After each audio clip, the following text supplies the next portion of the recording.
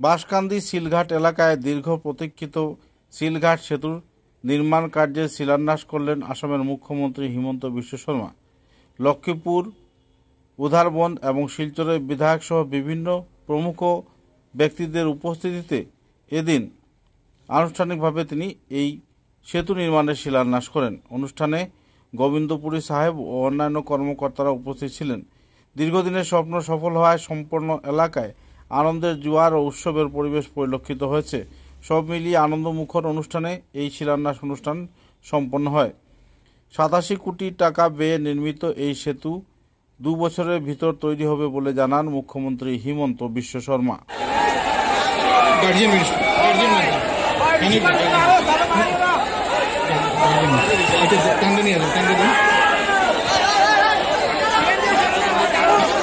আমাদের মাননীয় মুখ্যমন্ত্রী ডক্টর হিমন্ত বিশ্ব শর্মা মহাশয় আপনাদের সম্মুখে 2-4টি কথা বলবেন।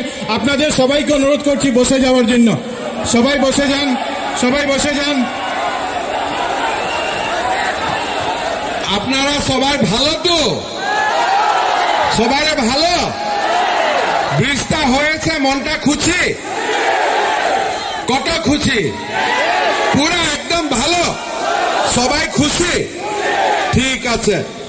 আপনারা জানেন কি আমাদের মাঝে আজকে উপস্থিত আছে জয়ন্তমল্ল বড়ুয়া সাহেব, কৌশিক রয় সাহেব, মিহিরকান্তি সোম সাহেব, আমার শিলচরের বিধায়ক মহোদয়, শিলচরের জেলা শাসক মহোদয়, আমার পিডব্লিউডি ডিপার্টমেন্টের কমিশনার চন্দন শর্মা, ওএসডি হিরণময় সেন, গোবিন্দপুর পীর সাহেব আৰু আপনারা সবাইকে আমার নমস্কার, প্রণাম, সম্ভাষণ। ঠিক আছে।